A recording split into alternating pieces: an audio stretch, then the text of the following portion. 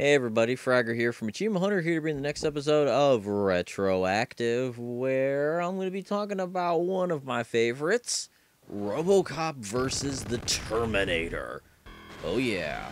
Robocop vs. the Terminator is a game that came out in '94 by Virgin Interactive and is exactly what the name sounds like. You're the Robocop and you're versus the Terminator. This is based on a comic series that came out and just pretty much just says, hey, let's just make sweet love with these two franchises and just smush them together. And somehow it works just as well as, Aliens vs. Predator. Both Robocops and, shooting bullets and making people explode because holy shit is this game gory. This is a game where you pretty much just run all over the place, shoot a whole bunch of punks as they explode into bloody piles, and then every now and then you shoot a Terminator. You also save people and eat baby food because you're the Robocop. And goddamn do I love that movie. Now this may look like a shallow game on the surface, and it is. You just run around, shoot dudes, every now and then collect people, eat baby food, and fight Terminators. Not much to this game. What this game makes up for in depth is just being balls out crazy. I mean, you're the Robocop, and you're running around shooting people, and eating baby food, and collecting weapons, and doing this kind of crazy shit. And this is just one of those games that is really hard to talk about.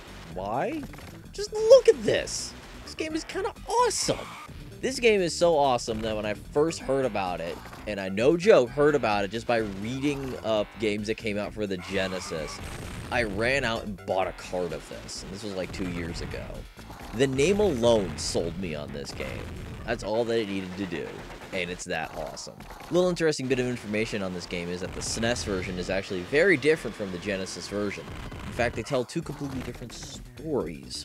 I mean, do you really care about the story? Actually, you do, because it's kind of interesting. Pretty much, Skynet makes the Robo-apocalypse start, and it has to actually do with Robocop. And the story is fairly easily told also through the comics, and it's told in this game, but in the end, it's really, really interesting, and you should actually check it out. Now, what about these games? Why are they really, really interesting? This is just not a game that you get to see very often. You don't get to see these two things smash together and make sweet love in a way that works.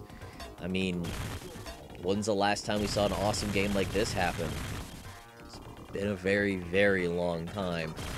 And it being a run and gun kind of shooter type thingy, which is what this kind of thing kind of is, it works. It's simple, it's fun. But the other thing that really makes this game cool is the fact that it's just cool. I know I'm kind of using cyclical reasoning there, but the game is cool because it's cool. It just is.